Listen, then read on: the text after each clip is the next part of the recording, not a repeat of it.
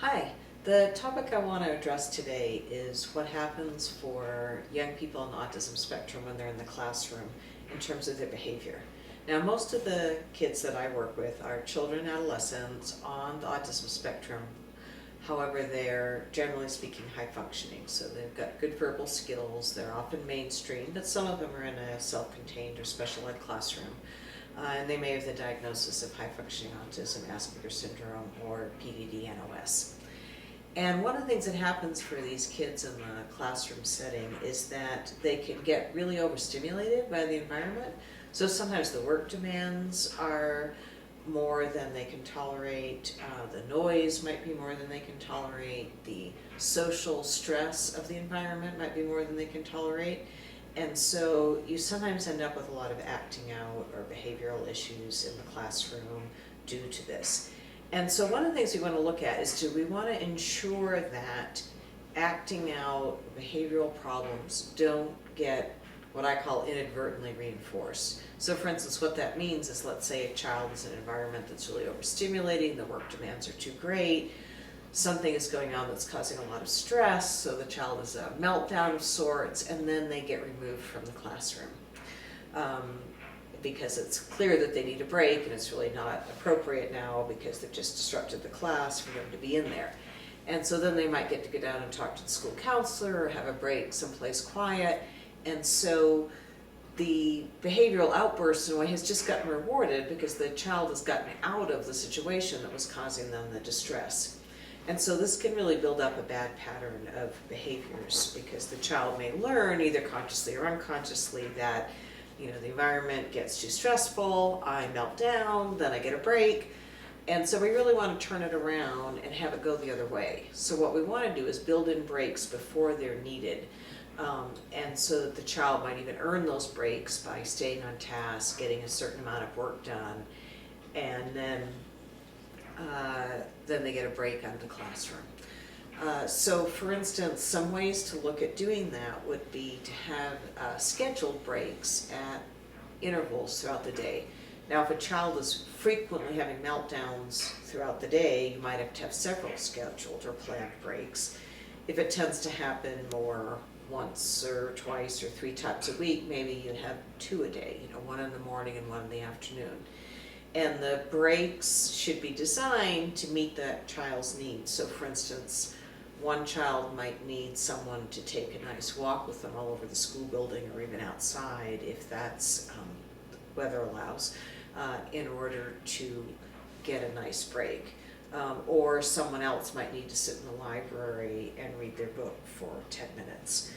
Someone else might need a break with the school counselor, just sort of checking in. Or just sitting somewhere, you know, in a quiet spot where they might practice some of their relaxation skills.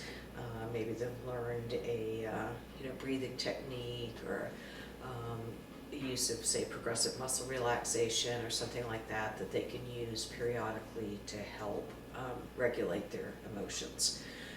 So one of the things that can be built into someone's 504 or IEP is to get scheduled breaks. And I think that these are better than when a child gets special permission that they can leave once they're upset. Now that's also good to have. I mean, because if a child can learn, oh, I'm starting to get escalated, so therefore I've got a card that maybe gives me permission to take a break. I don't have to even go and talk to the teacher. I could just maybe leave the card on my desk, leave the room and go to a designated place or something along those lines. Those can be useful too, but I think that's a second step after a planned or scheduled break. Because again, the child will have already had to have gotten upset enough that they have to leave, and it might not be at the best time. So a scheduled break can be built into the time in the classroom when they're not going to miss as much. And again, they don't have to have already gotten escalated and upset to have to earn the time away from the classroom. They can earn it just because the time has come for that in their schedule of the day. And speaking of schedules of the day, it can also be really helpful for the daily schedule for an autism spectrum child to be written out. Maybe it's put in their binder. I like to have it maybe taped to the desk so the child can see each day, this is what I'm doing today. And if they were going to have a break, having a break could be in there. It really helps the child make sense of the day and to know what to expect, especially if they're in a situation where what they do day to day varies, quite a bit. They could have then a different schedule for each day, or if it's basically the same schedule every day, again, they could just have that on their desk, and then if something new gets added to it, that could just get put in for that one day only. So if there's going to be assembly or some special field trip, then that gets put in as an addition, and that can really help the child know how to get through the day and know what comes next, which is something that's really important for kids on the autism spectrum.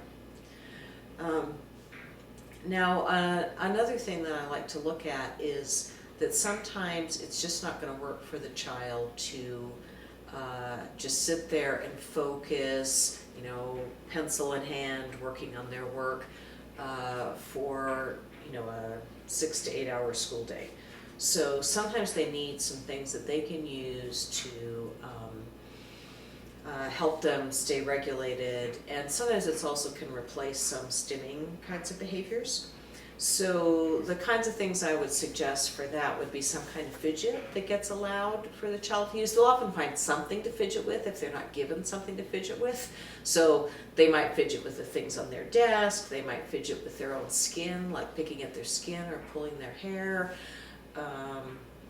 They might fidget with their pen or pencil. And so if an item can be picked that's a good choice for that, it can sometimes cause less damage, say, than someone picking at their skin as a way to deal with that fidgetiness. And so some fidget that's been approved and is built into their IEP or 504 that they're allowed to use. And sometimes you might have to have more than one of them stocked up. So if they have a stress ball or a little manipulative that they could use, or some people like just different sensations. So I've had people that have had even like a strip of Velcro put under their desk that they can reach down and touch, or a little piece of fabric, or something like that that can be something that is a sensory experience that the child can have. Now another possibility would be an iPod or something similar to that, some kind of MP3 player where they can put in the earphones and listen to music during maybe what we call seat work. So for instance, if it's not during instructional time when the teacher is talking, some kids are going to concentrate better if they're listening to music. And again, that probably has to be built into their 504 IEP because most classrooms don't normally allow that. So that would, and you need to test it out, and that can be easily figured out at home. Does that help the child get through their homework, or does it make it harder for them to get through their work to have something to listen to?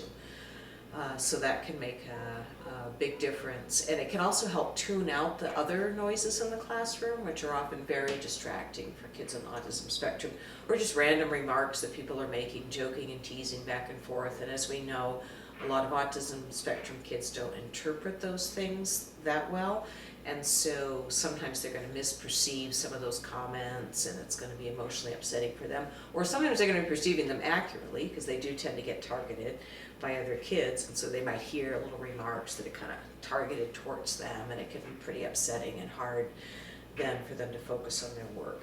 And so something like that can help them tune it out. And alternatively, if a different noise, like something to listen to, doesn't work, they might also use noise canceling headphones. So that's another option, which again, because they're a little on the pricey side at times, you might want to see if there's some you can borrow, or try them out somewhere to see if that's a sensation that the child can tolerate. Some people don't like the feeling of the headphones on their head or on their ears, but others find them really helpful for tuning out a lot of unnecessary noises. So what we're looking for are just different things like that that can help the child make it through the school day and to deal with the sort of the intense sensory experience and so forth of being in the classroom. Now there are some other types of common accommodations that can be really helpful for the schoolwork side of things, and I'll discuss those in an upcoming video. But these are some things that can make a difference for helping an autism spectrum child get through the day at school, and give it a try and see if it helps for your child. And my name is Barbara Lester. I'm a licensed clinical social worker, and I specialize in working with young people on the autism spectrum.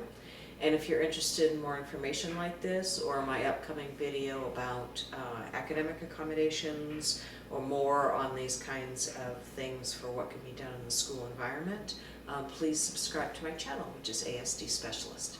So thanks for stopping by today.